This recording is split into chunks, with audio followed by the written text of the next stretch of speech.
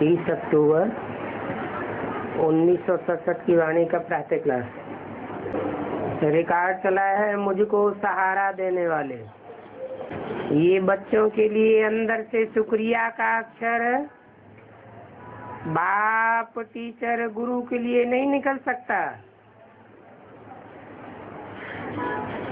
क्योंकि बच्चे जानते हैं कि ये खेल बना हुआ है।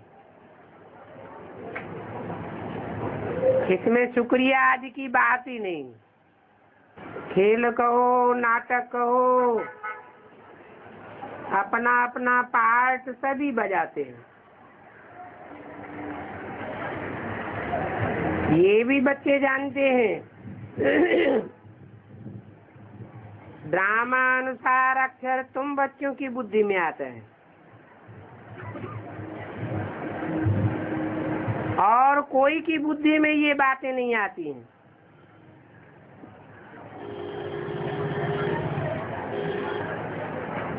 खेल कहने से सारा ही खेल 5000 वर्ष का तुम्हारी बुद्धि में आ जाता है।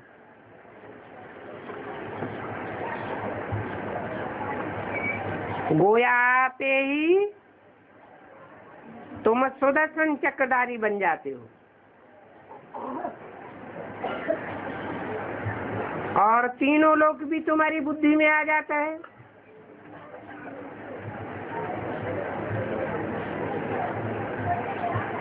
मूल वतन, सूक्ष्म वतन और स्थूल वतन।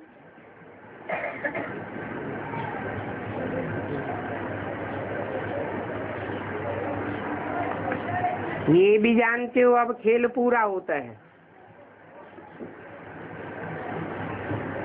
बाप आए करके त्रिकालदर्शी तुम बच्चों को बनाते हैं।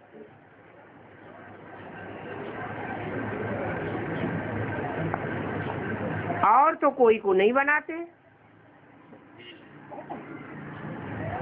तीनों कालों, तीनों लोकों, आदि मध्य अंत का राज समझाते हैं।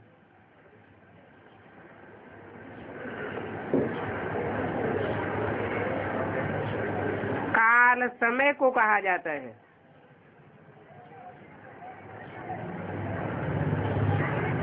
ये सब बातें नोट बिगर किए बुद्धि में बैठ नहीं सकती।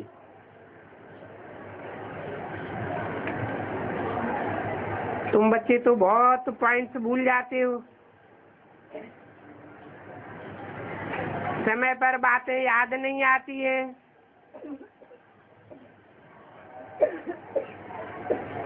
और ड्रामा के ड्यूरेशन को तुम जानते हो।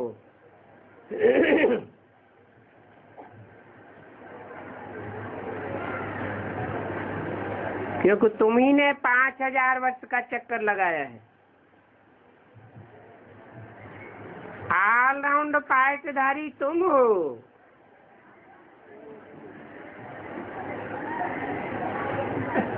इसलिए तुम ही त्रिनेत्री, त्रिकालदर्शी बनते हो। ज्ञान का तीसरा नेत्र तुमको मिल जाता है।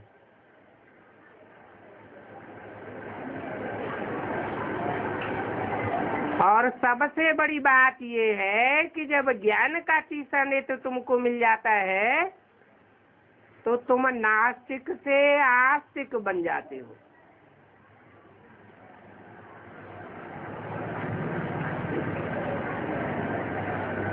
नहीं तो जब नास्तिक थे तो निर्धन के थे और आस्तिक बन जाते हो तो धनी के बन जाते हो।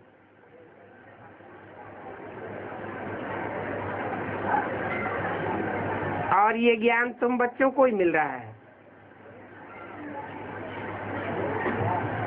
स्टूडेंट की बुद्धि में सदैव नॉलेज मंथन होती रहती है। तुम भी गॉडली स्टूडेंट हो। तुम्हारी बुद्धि में सदैव ये नॉलेज टपकनी चाहिए।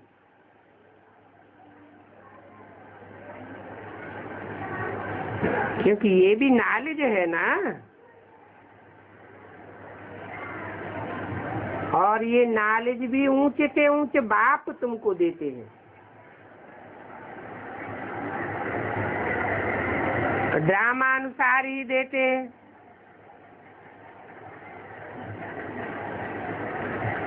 ये ड्रामा अक्षर भी तुम्हारे मुख से निकलता है।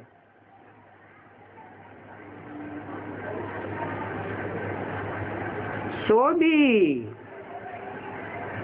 उनके मुख से खास निकलता है जो ईश्वरीय सेवा में तत्पर रहते हैं।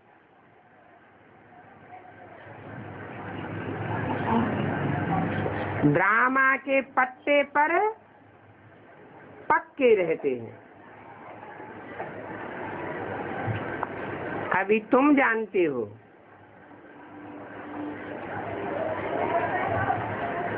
पहले हम आर्फन्स के थे, अभी बेहद का बाप धनी मिला है, तो अभी हम धनी के बने हैं। वो दुनिया वाले होते हैं हद के आर्फन्स। पहले तुम बेहद के आर्फन्स थे।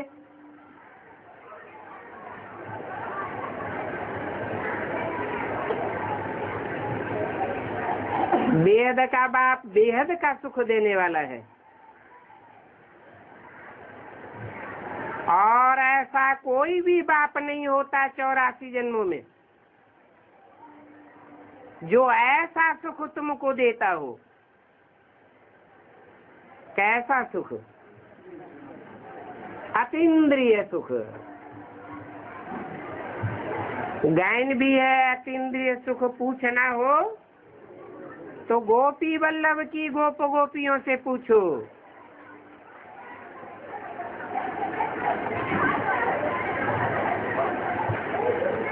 और ये अतीन्द्रिय सुख तुमको 84 जन्मों में कभी नहीं मिलता। कब मिलता है? इसी संगम युग की आखिरी घड़ियों में मिलता है।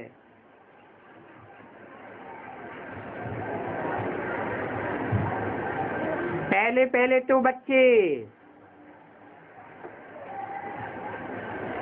दुनिया में हिंसक बन पड़ते हैं, उनको हिंसक विकारी बनाए देते हैं।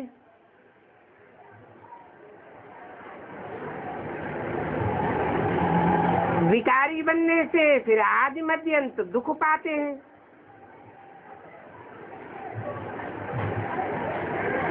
पाप आत्मा बन जाते हैं।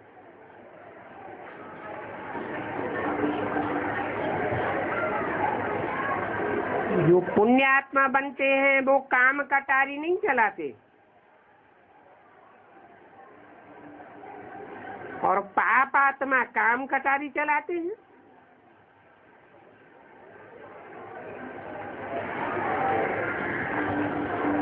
पाप आत्मा कहाँ होते हैं और पुण्य आत्मा कहाँ होते हैं, ये तुम्हारी बुद्धि में। नई दुनिया, पुरानी दुनिया, ये सब तुम बच्चों की बुद्धि में। परंतु ये बातें औरों को यथार्थ रीति समझावे और इसी ईश्वरीय धंधे में लग जावे। ऐसे तो हर एक की सर्कमस्टांसेस अपनी अपनी होती है।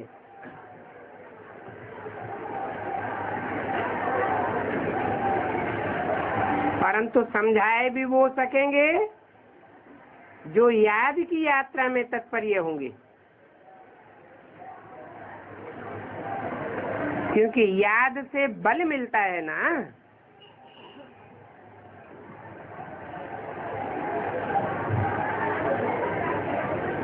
बाप है ही जौहरदार तलवार, तो उसकी याद में रहने से तुम्हारे अंदर बल आ जाता है, जौहर भर जाता है। अभी तुम बच्चों को जौहर भरना है। इसको योग बल कहा जाता है ना। इस याद में ही बल है।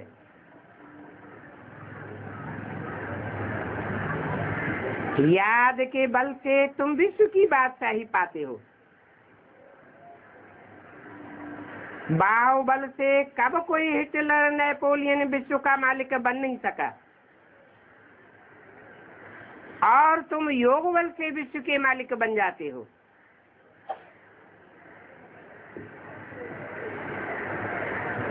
कहाँ योग बल है? योग बल कहो, प्रीति बल कहो, रूहानी बल कहो,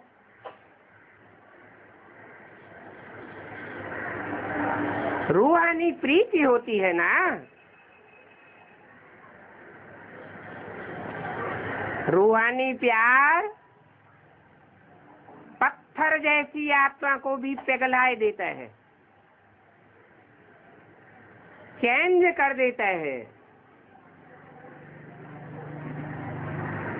तो तुम योग बल से सारे विश्व के ऊपर कंट्रोल करते हो।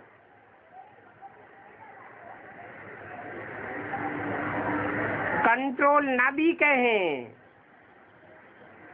स्वतः ही सारी दुनिया कंट्रोल्ड हो जाती है। एक होता है प्यार से अपने आप कंट्रोल में रहना, अनुशासन में रहना, और एक होता है तलवार के बल से जबरियन किसी को घसीटना। बहुत फर्क हो जाता है। तो बाप सिद्धांत बताते हैं, बाहुबल से कब कोई दुनिया को कंट्रोल कर नहीं सकता। कमजोर आत्माओं को कंट्रोल कर सकते हैं, जन्म जन्मांतर अपनी प्रजा बनकर रहने वाली आत्माओं को कंट्रोल कर सकते हैं, लेकिन सारी दुनिया को कंट्रोल नहीं कर सकते। ये योग बल में ही इतनी ताकत है, रूहानी बल में ही इतनी ताकत है कि सारी दुनिया की 500-700 करोड़ आत्माएं सब दिल से शुक्रिया अदा करती हैं, झुक जाती हैं, प्यार के बंधन में फंस जाती हैं, स्वतः ही अपने को प्यार के बंधन में बांध देती हैं।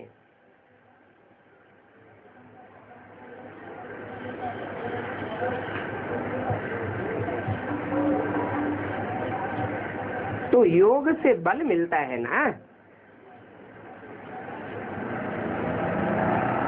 ऐसा बल और कब कोई किसी को दे न सके। कैसा बल? रूहानी प्यार का बल। रूहानी बल रूहानी बाप से ही मिल सकता है।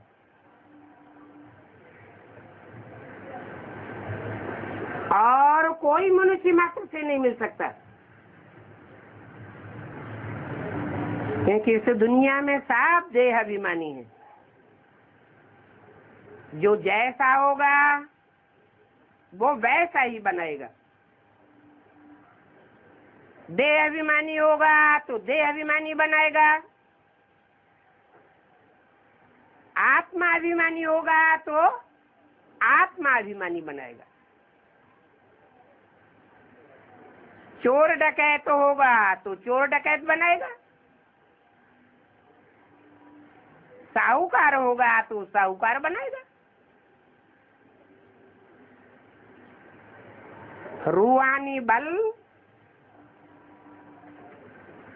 रूहानी बाप के पास ही है। जो जितने संग के रंग में आते हैं उनको वह बल मिल जाता है।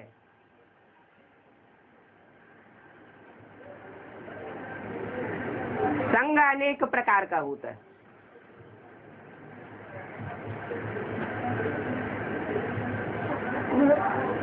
बुद्धि का संग भी संग है, परंतु बुद्धि का लगाव तब होता है जब बुद्धि में प्राप्ति का पता लग जाए, अथवा बुद्धि ने अनुभव किया हो कि इससे ये प्राप्ति होती है। कही हुई बात, बोली हुई बात भूल जाती है,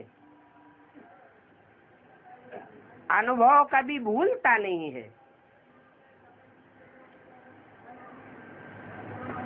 तो बाप आकर के अनुभव कराते हैं, प्रैक्टिकली अनुभव कराते हैं।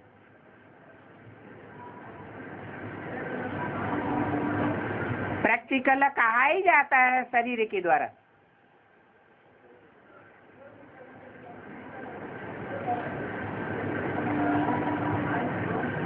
बाप का संग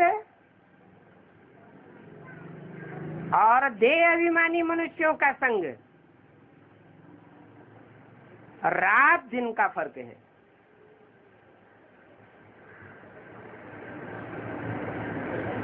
बाप का नाम ही है सेवा कल्याणकारी। जो भी नाम है शरीर के ऊपर पड़ते हैं। मेरी बिंदी का नाम शिव है।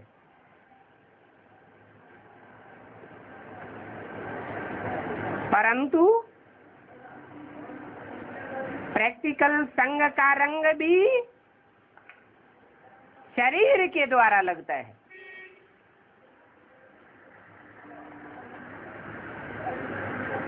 जो विधर्मी धर्म पिताएं इस राज को नहीं समझ पाते, वो दूर ही दूर रहते हैं।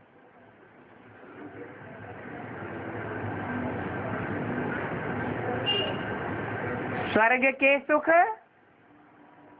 अथवा अतीन्द्रिय सुख उनको अनुभव नहीं हो पाता।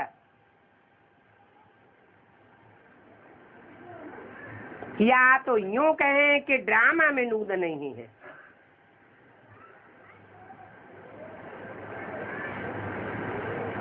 अतीन्द्रिय सुख इंद्रियों से परे की स्टेज का सुख है, आत्मा का सुख है। ऐसे नहीं कि अतीन्द्रिय सुख गोप गोपियों ने शरीर से परे होकर के भोगा था।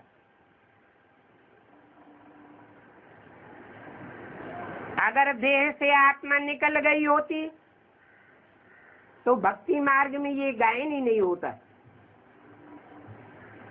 कि अतीन्द्रिय सुख पूछना हो तो गोप गोपियों से पूछो।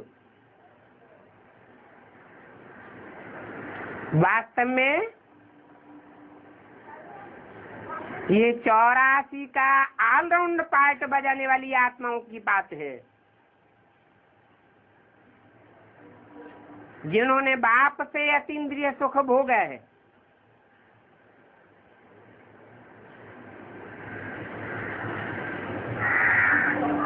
तो पक्का बुद्धि में बैठ जाना चाहिए कि योग से रूहानी बल मिलता है, ज्ञान से नहीं मिलता है। ज्ञान से सिर्फ बाप की पहचान होती है कि रूहानी बाप कौन है।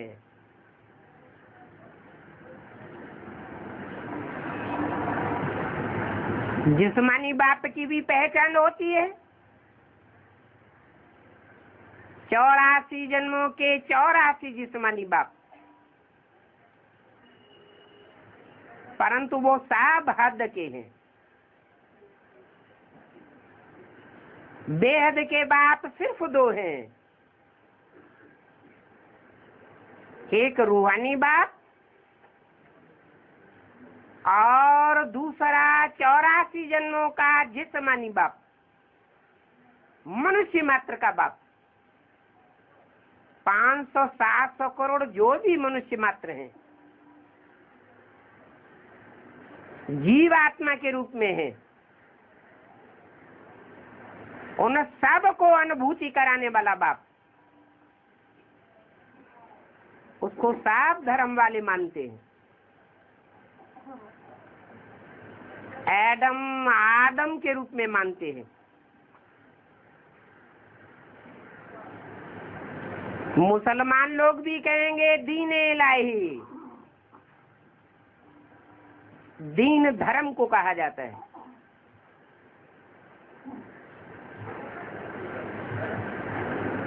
बच्चों को समझाया है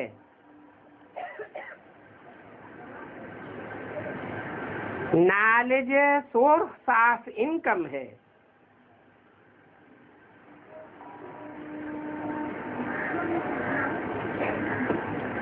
जन्म जन्मांतर की इनकम है।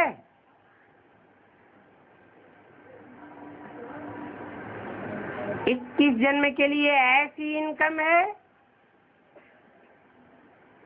जहां तुमको कोई प्रयास नहीं करना पड़ता और इनकम होती रहती है।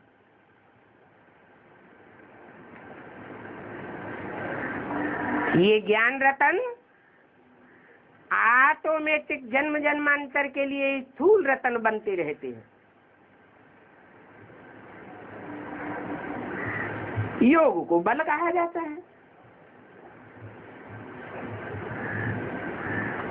यहाँ रूहानी बल जिसने जितना धारण किया होगा,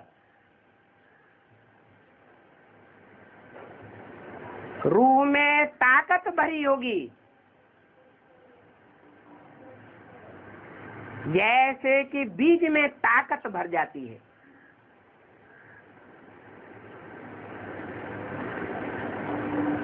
बीज माने आत्मा।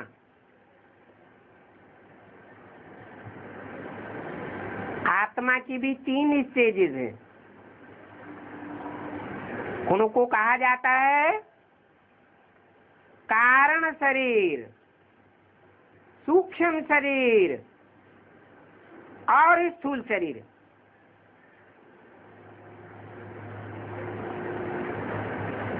कारण शरीर जितना पावरफुल होगा, जन्म जन्मांतर के लिए सूक्ष्म शरीर और स्थूल शरीर पावरफुल बनता रहेगा।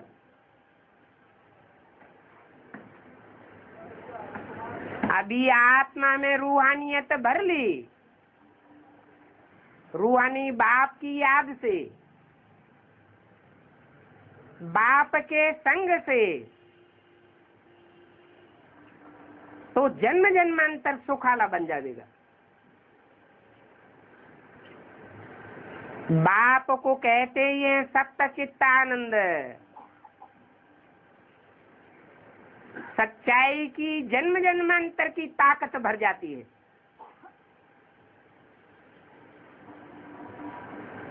उस सच्चाई से कोई मुकाबला कर नहीं सकता।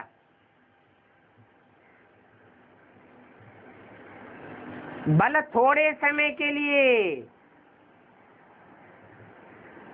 सच्चाई गुप्त भी हो जाती है, परंतु आखिरी सच्चाई सर के ऊपर चढ़ करके बोलती है। झूठ को हारना पड़ता है।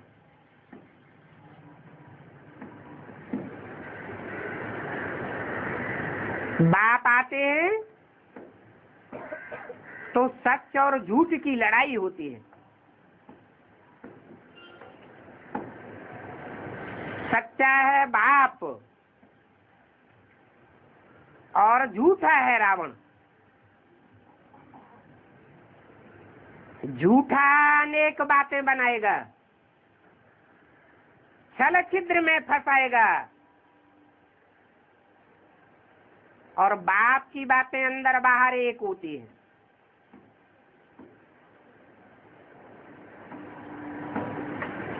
परंतु जो बाप के साथ दोहरा व्यवहार करते हैं, अथवा बाप को नहीं पहचानते, उनके लिए बाप भी अंदर एक और बाहर दूसरा रहता है।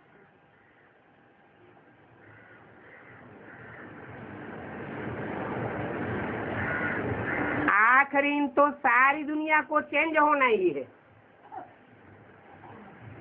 रूह बनना ही है। जब सारी दुनिया रूह बन करके रूहों के धाम में वापस जाएगी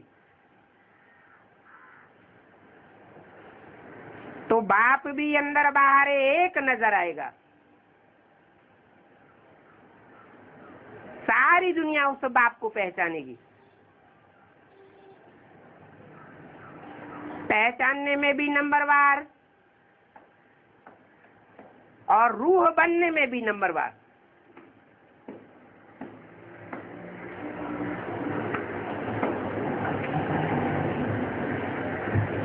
झूठ और सत्य का संगम है।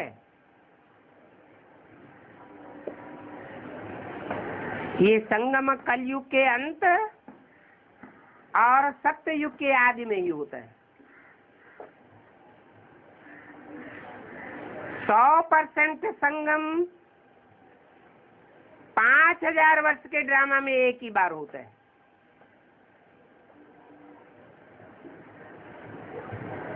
जबकि 100% झूठ और 100% सच्चा साबित हो जाता है। राम की भी पहचान हो जाती है और रावण की भी पहचान हो जाती है। झूठ और सत्य में रात दिन का फर्क है।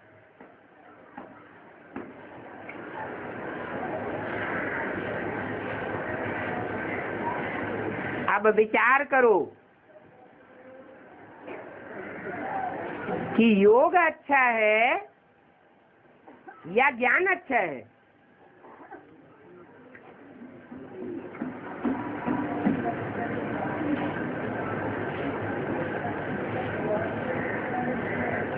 ज्ञानी को अहंकार आ सकता है,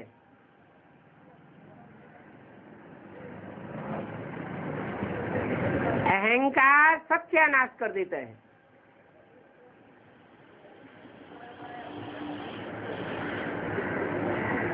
क्योंकि ज्ञान सिर्फ एक बाप से आता है।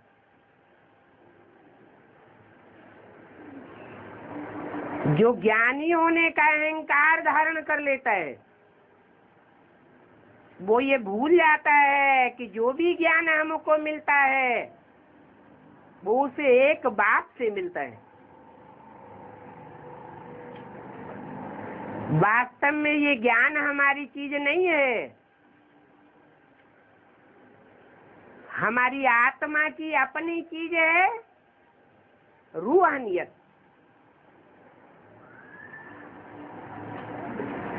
वो भी रूहानी बाप से मिलती है। अनेक जन्म लेते लेते रूह देह अहंकार में आ जाती है।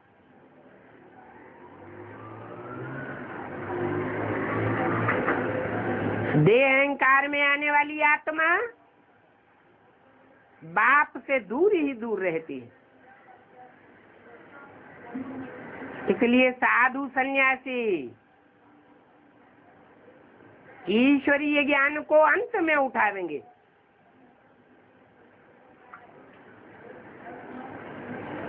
जो निरहंकारी होते हैं वो बाप के नजदीक जल्दी आ जाते हैं। तो योग ही नामी ग्रामी है। योग अर्थात कोई हठ योग नहीं, योग अर्थात याद, याद अर्थात प्यार।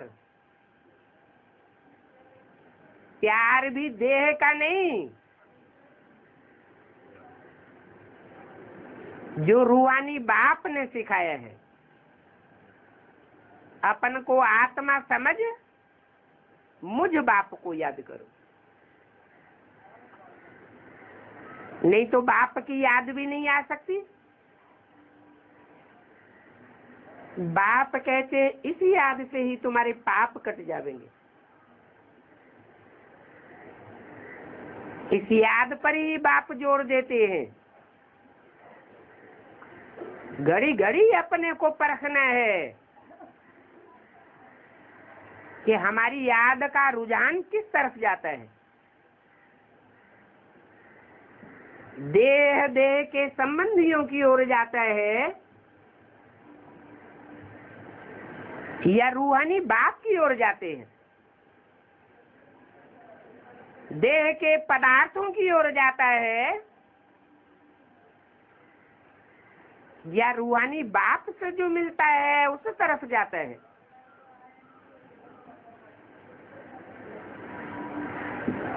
रूहानी बाप से रूहानी ज्ञान मिलता है। ज्ञान अर्थात पहचान मिलती है।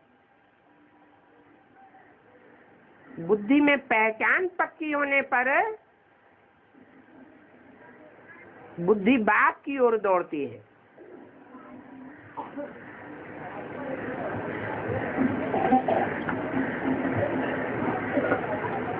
ज्ञान बड़ा सहज है। ज्ञान भी सहज है और जो सहज स्वभाव संस्कार वाले होते हैं, जन्म जन्मांतर के सरल संस्कार के स्वभाव संस्कार पड़े हुए, सरल चित्त हैं, भोले वाले हैं, उनके लिए याद बड़ी सहज है।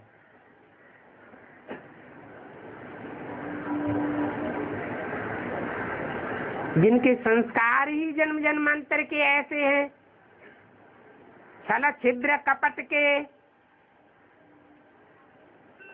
उनको बाप की याद में बड़ी अड़चन आती है। याद सहज नहीं हो पाती है, तो याद भी कठिन लगती है। वास्तव में याद कठिन है नहीं। सहज याद को कठिन बनाया जाता है अपनी कमजोरी से। भगवान वाच है, मैं तुमको सहज ज्ञान सुनाता हूँ।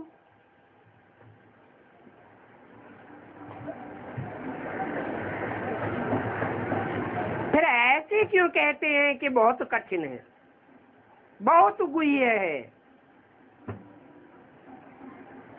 गीता में भी लिख दिया है, गुह्यात् गुह्यतरम ज्ञानम। गुह्य ते गुह्य राज समझाता हूँ। भगवान को भी ले जा करके गुहा में बैठा दिया है।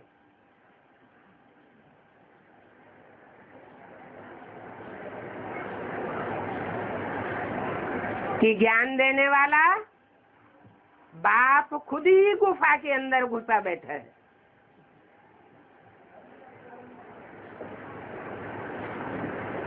वास्तव में सरल चित्त होने की बात है। मनुष्यों ने इस बात को स्वीकार किया है। मनुष्य गुरुओं ने गीता शास्त्र में भी लिखा है कि हे अर्जुन, तू कोरा कागज बन जा।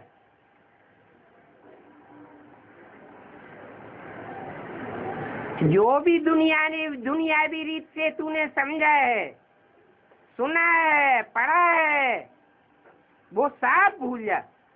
मेरी बात सुन।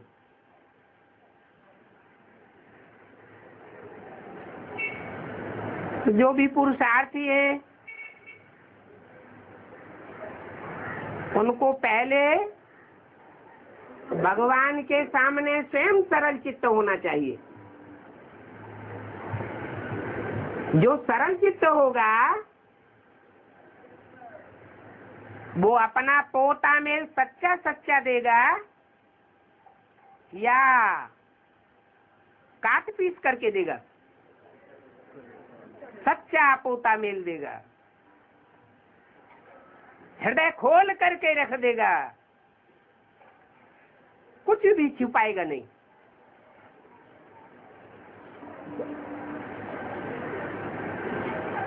तो शास्त्रों में लिख दिया है, भक्ति मार्ग के शास्त्रों में सारी बातें लिखी हुई हैं। निर्मल मन सोई जन मोई पावा, मोहि छल छिद्र कपट नहीं भावा।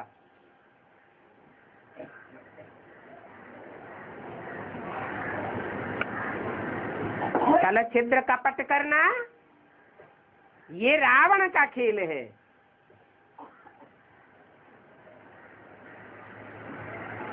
जैसे जोंक है, पानी एक जैसा है, फिर भी टेढ़ी मेढ़ी होकर के चलती है। ऐसे ही ज्ञान सागर बाप भी संसार में जब आता है और जिस मुकर्रर रथ में आता है,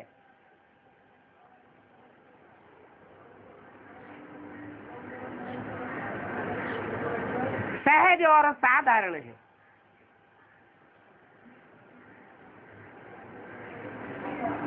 परंतु जोंक की चाल चलने वाली आत्माएं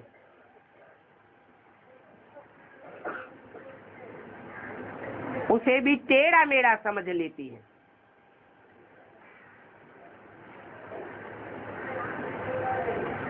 बाप ने तो तरीका बताई दिया।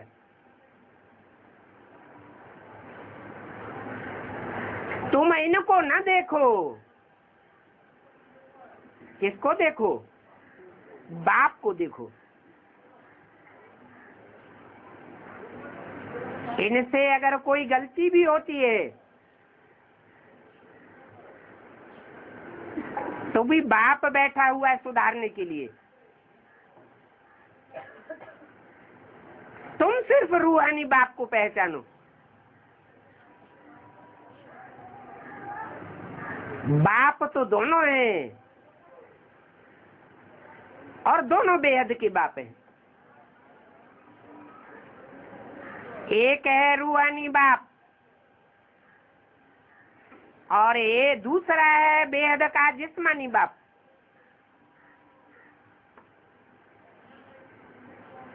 एक को शास्त्र में नाम दिया है प्रजापति,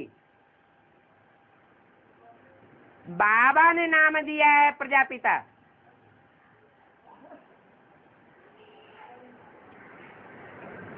और दूसरा है परम पिता। प्रजापिता का भी पिता।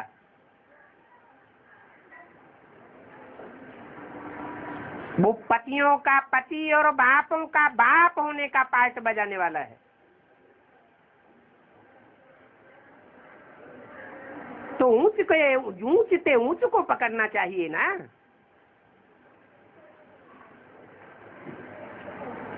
जिस्मानी बाप में क्यों बुद्धि धरी रहे?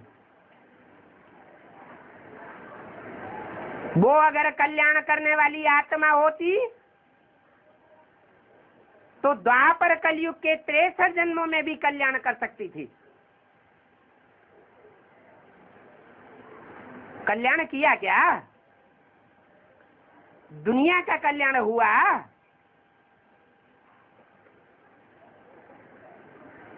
क्या उस आत्मा ने कल्याण नहीं किया? कल्याण तो किया, लेकिन अपने तरीके से किया। बाप की पहचान नहीं थी,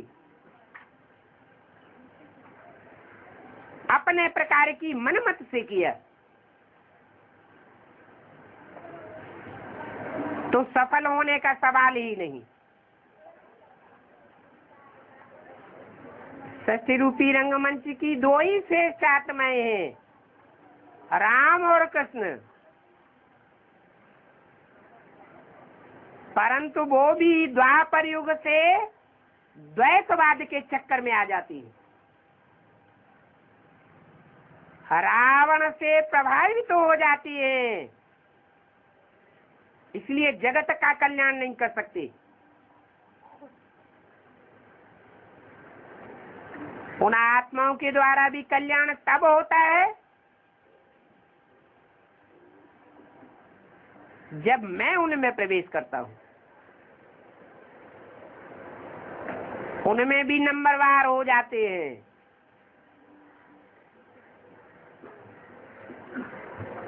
एक है अव्वल नंबर और दूसरा है दोयम नंबर। अव्वल नंबर के द्वारा अल्लाह आकर के अल्लाह अव्वल दीन की स्थापना करते हैं।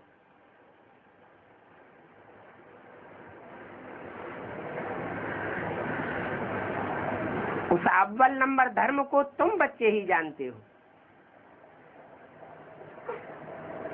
और तो कोई जान भी नहीं सकते।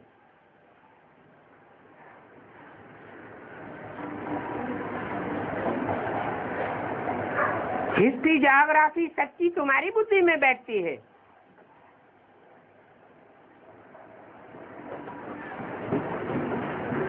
इस हिस्ट्री ज्योग्राफी में सब कुछ आ जाता है।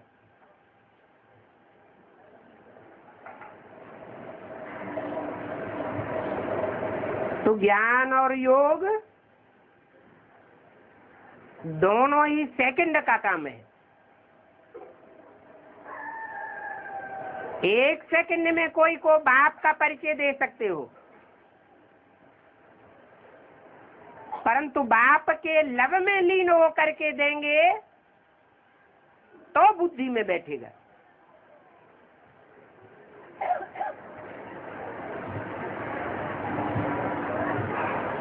बाप को याद करना है बस।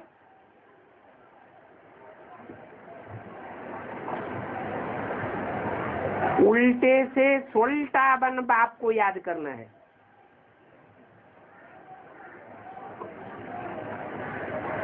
उल्टा का उल्टा बन करके बाप को याद करेंगे तो फायदा होने के बदले और ही नुकसान होता रहेगा। उल्टा क्या है, सुलटा क्या है?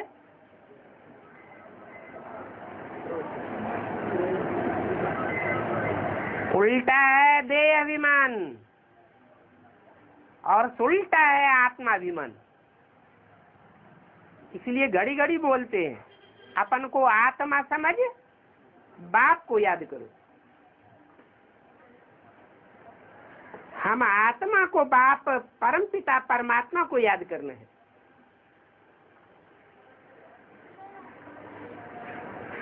परमपिता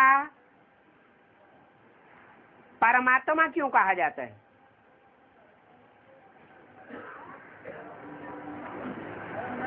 परमात्मा परमपिता क्यों नहीं कहा जाता?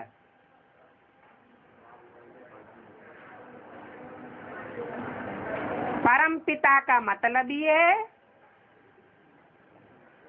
पिताओं में जो परम पार्टधारी है, जिसका कोई पिता नहीं, निराकारी स्टेज में, वो कभी साकारी बनता ही नहीं।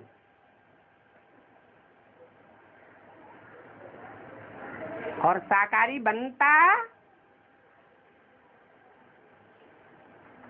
तो परम आत्मा में आकर के बनता है।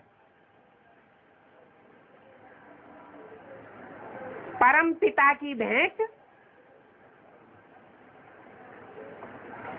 कोई भी आत्मा से नहीं की जा सकती, क्योंकि वो तो जन्म मरण के चक्र में ही नहीं आता। जो जन्म मरण के चक्र में आने वाली आत्माएं हैं, उनके बीच में जो परम पार्टधारी आत्मा है, हीरो पार्टधारी आत्मा है, मुख्य एक्टर है,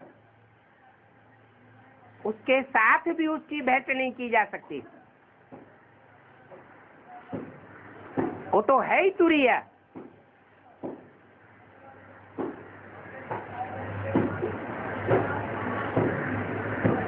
जो जन्म मरण के चक्र में आने वाली आत्माएं हैं,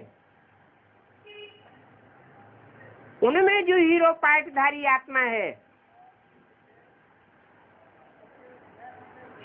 जन्म मरण के चक्र में आने वालों के साथ उस हीरो पाठधारी की भेंट की जाती है। इसलिए कहा जाता है परमात्मा। मुरली में भी बोलते हैं बार बार याद दिलाने के लिए, परमात्मा माना परम आत्मा, माने परम पाठ बजाने वाली आत्मा। जन्म जन्मांतर की बात है, सुप्रीम सोल बाप वो तो जन्म मरण के चक्र में आता ही नहीं, और जिसमें प्रवेश करता है वो भी बेहद के जन्म मरण के चक्र में नहीं आता, क्योंकि उसमें मुकर्रर रूप से प्रवेश करता है। इसीलिए निश्चय रूपी जन्म और अनिश्चय रूपी मृत्यु कभी नहीं होती। ये संगम युग की बात है, इसलिए उसे परमात्मा कहा जाता है। निश्चय के आधार पर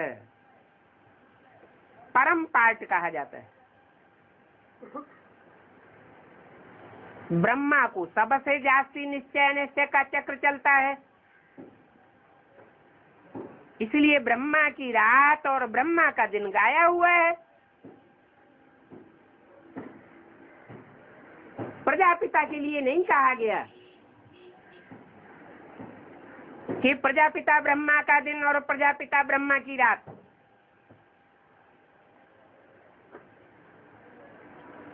माँ देह अभिमान वाली होती है, धरणी कही जाती है, और बाप बीज कहा जाता है।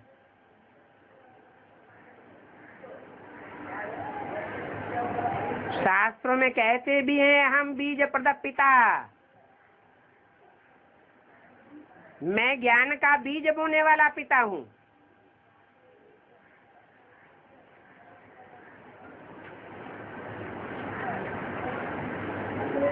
तो अंतर पड़ जाता है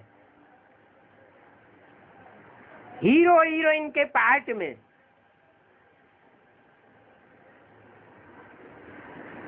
कृष्ण की आत्मा हीरोइन का पार्ट बजाती है, इसलिए उनको निश्चय अनिश्चय का चक्र सबसे जास्ती चलता है।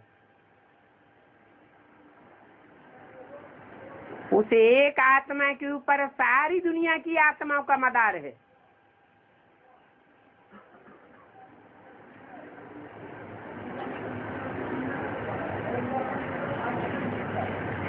परंतु आत्मा भी 84 के चक्र में प्रैक्टिकल पार्ट के रूप में 50 साल कम कर देती है।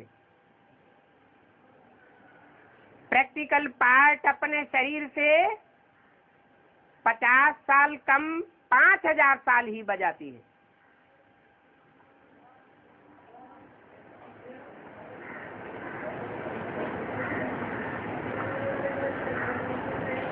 तो आत्मा का नाम नहीं गाया जाता, नाम साकार का गाया जाता है। इसलिए कृष्ण उर्फ ब्रह्मा की आत्मा संगम युग में शरीर छोड़ती है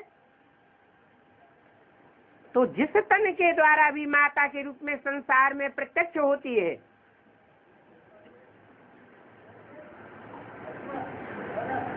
उसके ऊपर सारा मदार आ जाता है। इसलिए बोला एक के पावन बनने से सब पावन बन जाते हैं, और एक के पतित होने से सब पतित बन जाते हैं। वो एक कौन हुआ?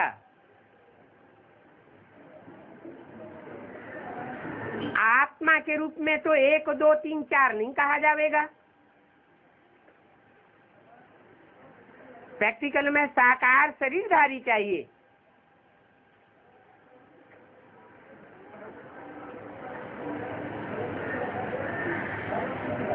ब्रह्मा ने तो शरीर छोड़ दिया, आकारी बन गया। आकारी शरीर तो देखने में भी नहीं आता।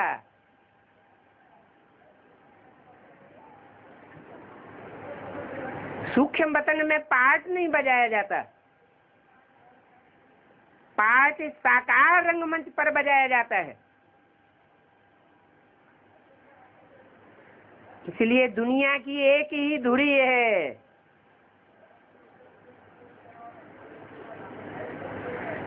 जिस पर सारी दुनिया घूमती है।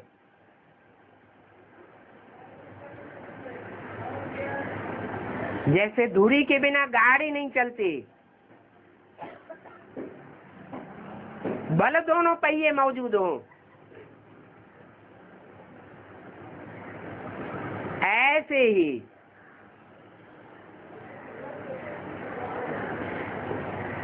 ब्रह्मा सूक्ष्म शरीरधारी जिसमें प्रवेश करके प्रैक्टिकल में पूजन योग्य बनता है, जगदम्बा के रूप में पूजा जाता है। परंतु ना समझने के कारण, देह अभिमान की दृष्टि होने के कारण लोग जगदम्बा शरीरधारी को समझ लेते हैं।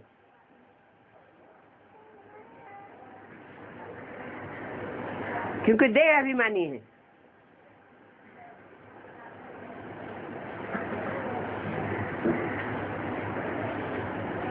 जगदम्बा देहधारी को कहा जाएगा या पाठ बजाने वाली आत्मा को कहा जाएगा। ज्ञानी आत्मा इस बात को समझेंगी।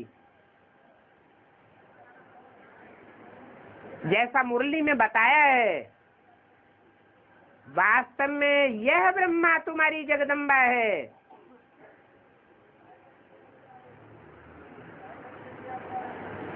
परंतु तन पुरुष का है।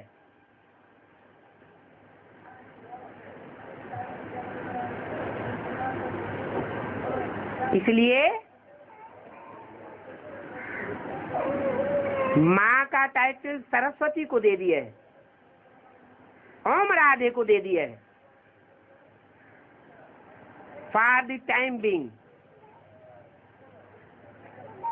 वास्तव में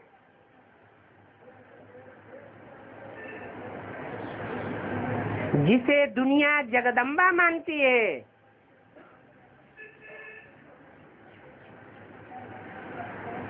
वो जगदम्बा की आत्मा नहीं है। पार्ट आत्मा बजाती है या शरीर बजाता है? शरीर तो एक प्रकार का चोला है। माता का मुख्य पार्ट क्या है?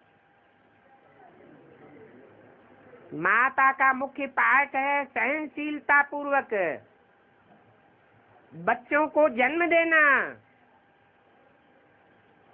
अगर जन्म देते समय उसकी सहन शक्ति खलास हो जाए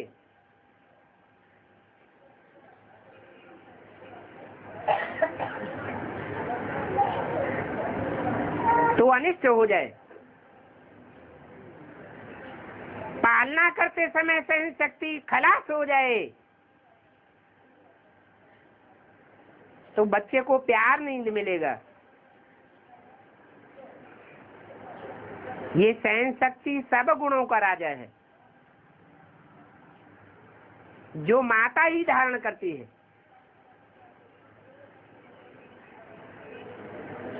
परंतु वो पाठ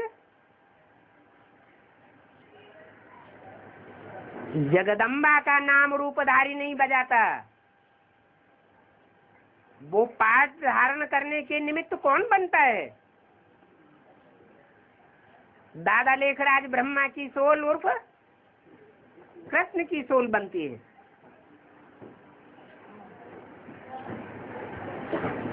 इसलिए बोला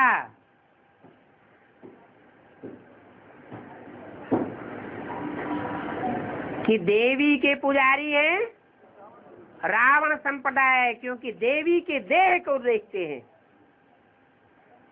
देवी के अंदर जो पाठ बजाने वाली आत्मा है उसके आदि मध्य अंत के पाठ को नहीं देख पाते। ऐसे ही यहाँ बाप कहते हैं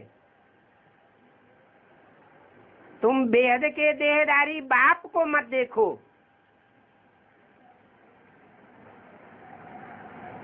बेहद के देहधारी बाप का जो बाप है, जिसका कोई बाप नहीं, उसको देखो। कंट्रोलर कौन है दोनों में? एक रथी है और दूसरा सारथी है। रथ का कंट्रोल किसके हाथ में? सारथी के हाथ में है। इसलिए बोला सारी डोरी शिव बाबा के हाथ में है, न ब्रह्मा के हाथ में है न प्रजापिता के हाथ में। हाथ कौन सा? बुद्धि रूपी आत्मा रूपी हाथ। जिनको ये पक्का निश्चय बैठ जाता है वो हिल डुल नहीं सकते। रावण के हिलावे में नहीं आ सकते, क्योंकि उनकी बुद्धि में ऊंचे से ऊंचे बाप है। कौन? शिव बाप। कोई कहे ऊंचे और नीचे, ये तो साकार दुनिया की बात है।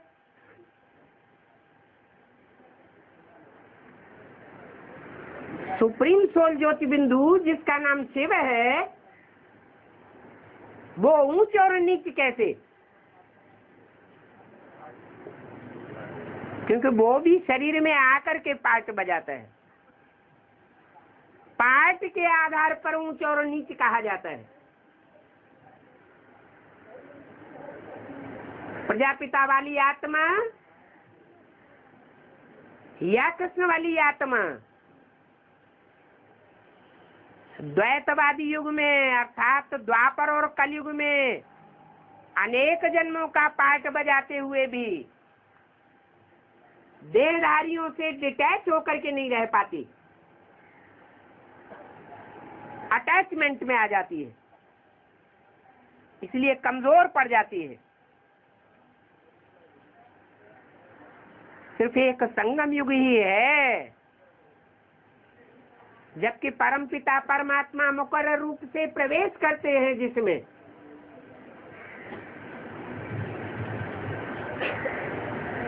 वो देहधारी आत्मा भी बार बार अटैचमेंट में आने के बावजूद भी सुप्रीम सोल का निरंतर संग रहने से अटैचमेंट से परे होकर रहती है। अटैचमेंट में आती भी है तो जल्दी सुप्रीम सोल बाप के प्रवेश करने से डिटैच हो जाती है।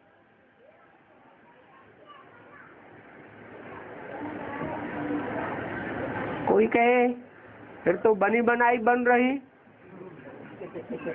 अब कछु बननी ना है। तो बाप कहते हैं ये प्रैक्टिस आकर के मैं तुम बच्चों को सिखाता हूँ। क्या प्रैक्टिस?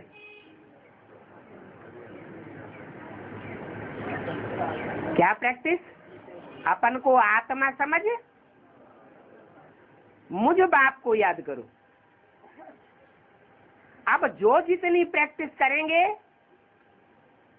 वो उस स्टेज को प्राप्त करेंगे। ओम शांति।